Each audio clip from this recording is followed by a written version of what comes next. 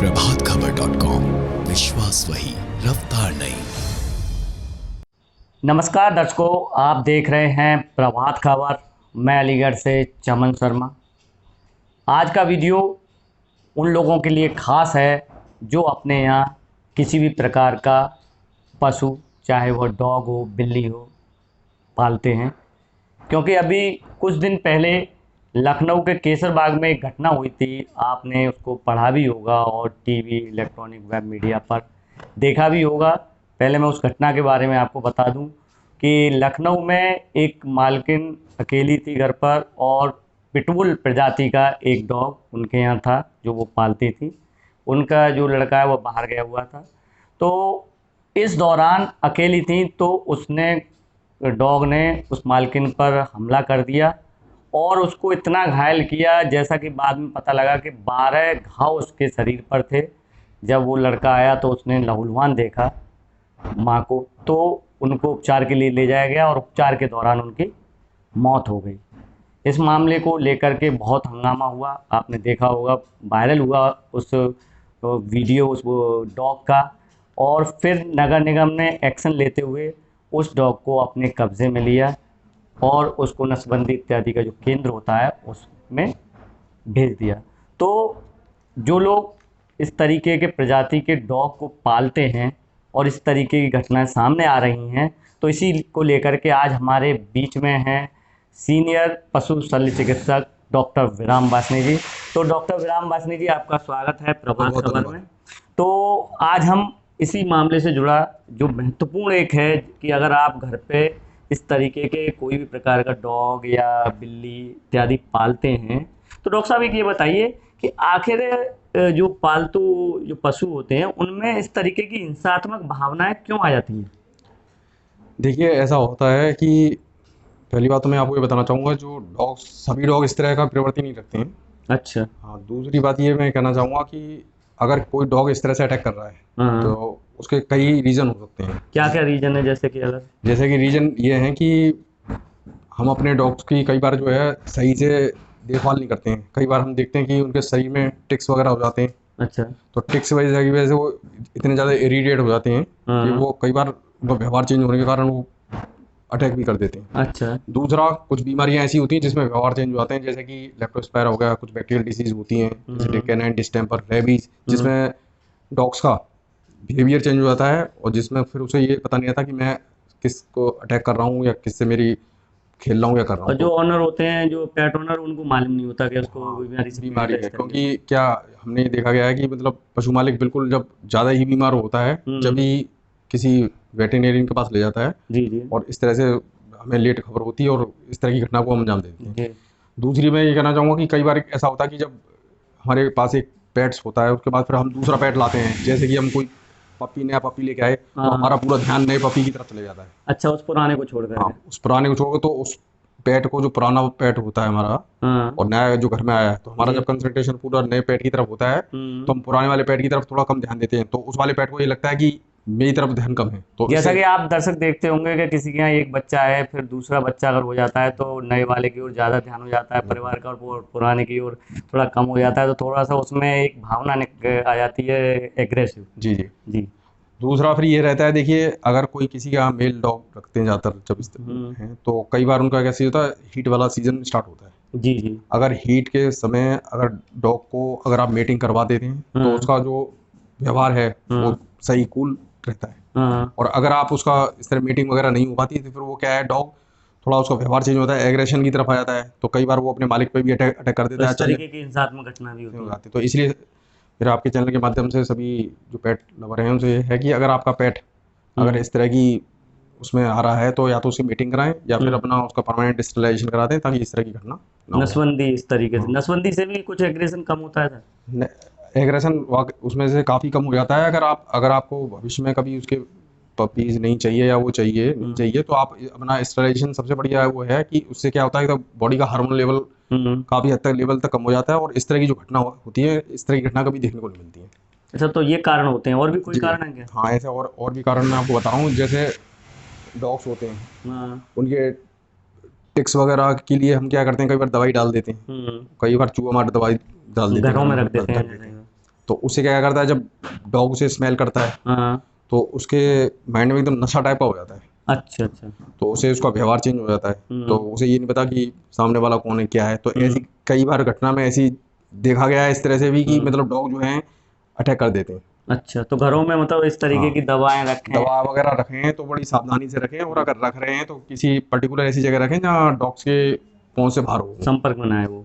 हाँ। ठीक है। दूसरा ये क्या होता है कि शरीर में जैसे पेट में इन्फेक्शन है या उसके कान में इन्फेक्शन है, बार बार वो अपने कान को खुजा रहा है, पेट में दर्द है, मालूम नहीं पड़ हम्म रहा, पशु मालिक ध्यान नहीं दे रहा, तो हम्म। उससे भी उसका इरिटेशन काफ़ी हो जाता है उसे, तो वो कोई हमला कर सकता है।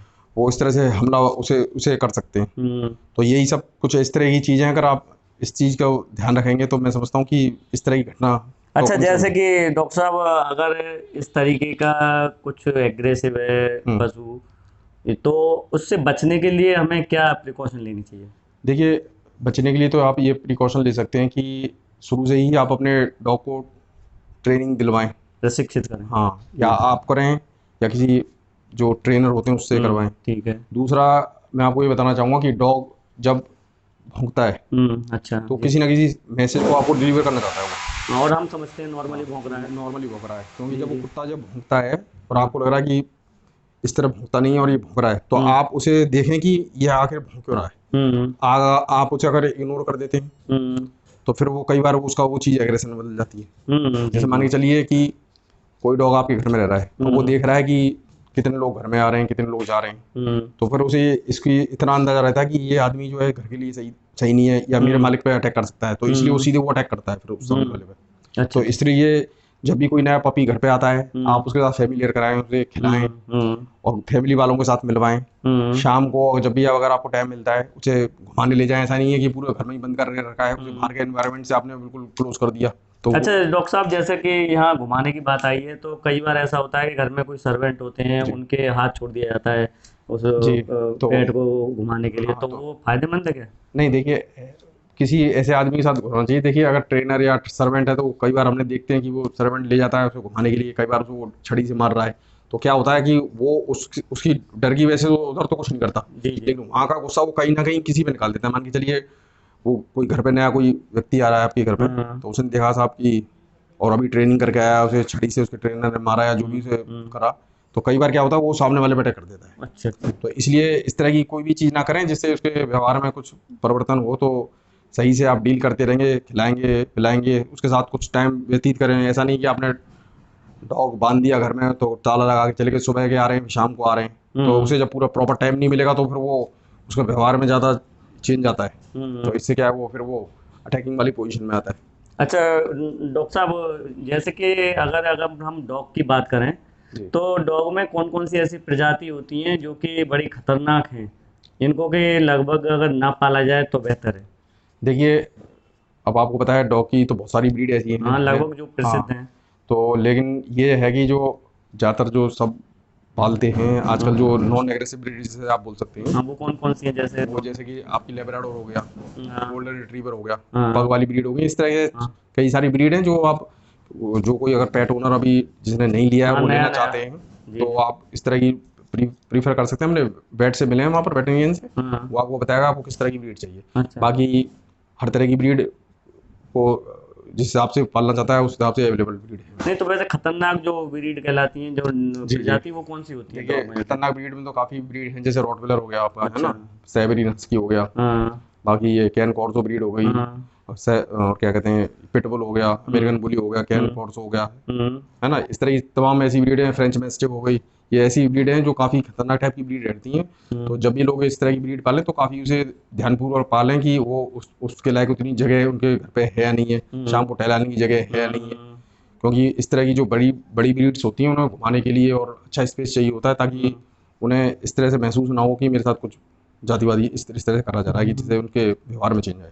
यानी कि एक तरीके से दर्शकों, जैसा कि मुझे बात से महसूस हो रहा है कि क्योंकि अगर आप किसी पेट को पाल रहे हैं तो वो आपके परिवार का एक सदस्य की भांति हो जाता है, और जो अगर आप उसका ध्यान उसको नहीं देंगे तो उसके व्यवहार में परिवर्तन आएगा, और व्यवहार में परिवर्तन आएगा तो वो कुछ ना कहीं हिंसात्मक रूप को इख्तियार करेगा। अच्छा डॉक्टर साहब, जैसा कि अगर कोई हम पेट पालते हैं तो सबसे पहले हम किसी पशु चिकित्सक से एक बार सलाह जरूर ले लें। और मैं आपको एक चीज़ और बता दूं, जैसे पिटबुल वाली प्रजाति की, कि इसको 41 देशों में बैन किया हुआ है, परंतु हमारे अगर इंडिया की बात देखें तो यहाँ पर लोग इस प्रजाति को पाल रहे हैं। और जैसा कि आप लखनऊ वाले मामले में देख चुके होंगे कि किस तरीके से एक महिला की जान उस पिटबुल प्रजाति के डॉग ने ली। और डॉक्टर साहब, आप कोई और संदेश इस मामले से जुड़ा है या इस तरीके के डॉग प्रजाति से जुड़ा जी कुछ जी और संदेश देना चाहेंगे? नहीं, मैं आपके चैनल के माध्यम से सभी दर्शकों से यही कहना चाहूँगा कि आप पहले तो आप ये डिसाइड करें कि आपको किस पर्पज़ से आपको अपनी डॉग चाहिए, है ना। क्योंकि आजकल मैं समझता हूँ शहर में जगह काफ़ी छोटी छोटी रह गई हैं, जी, तो जी। हमें अपने ज़रूरत अनुसार ही उसे पढ़ना चाहिए। और क्योंकि हम सोसाइटी वगैरह में रहते हैं तो आसपास बहुत सारे लोग रहते हैं, कई लोगों को ऑब्जेक्शन भी रहता है, तो मैं समझता हूँ हमें ब्रीड इस तरह की पालनी चाहिए जो काफ़ी आपके फैमिली के लिए फैमिलियर हो, छोटी ब्रीड हो और आपका कहना मानती हो, आपके साथ रहे, आप जिसे टाइम दे सकें, तो हमें इस तरह की ब्रीड पालनी चाहिए। और जो भी अगर कोई नया अपनी ब्रीड लेना चाह रहा है तो अपने नज़दीकी पशु चिकित्सक से मिले और अपनी सारी उन्हें बातें बताएं, तो वो जैसे आपको सजेस्ट करें उस तरह की आपको ब्रीड पालनी चाहिए। हाँ, तो ये बात बहुत महत्वपूर्ण निकल के आई है आज के इस वीडियो से, कि अगर आप किसी प्रकार का अगर पशु पालने जा रहे हैं, चाहे वह डॉग हो, चाहे बिल्ली हो या किसी प्रकार का, तो ऐसा नहीं है कि आप गए बाज़ार में और एक बेचने वाले से आपने ये क्योंकि वो तो हर पशु को बढ़िया बताता है कि ये भी ब्रीड बढ़िया है, ये भी ब्रीड बढ़िया है, बेचने के कारण से। परंतु अगर आप पशु चिकित्सक से एक बार मुलाकात ज़रूर कर लें, अगर नया कोई ख़रीदने जा रहे हैं, कि कौन सी ब्रीड हमारे लिए सही रहेगी, कौन सी हमारे लिए खतरनाक हो सकती है। तो कोई भी अगर आप अपने यहाँ पालतू पशु रखने की प्लानिंग में हैं तो एक बार पशु चिकित्सक से इसकी सलाह ज़रूर ले लें, क्योंकि वह आपके लिए फ़ायदेमंद होगी। तो आप देखते रहिए प्रभात खबर। मैं अलीगढ़ से चमन शर्मा। प्रभातखबर.com, विश्वास वही, रफ्तार नहीं।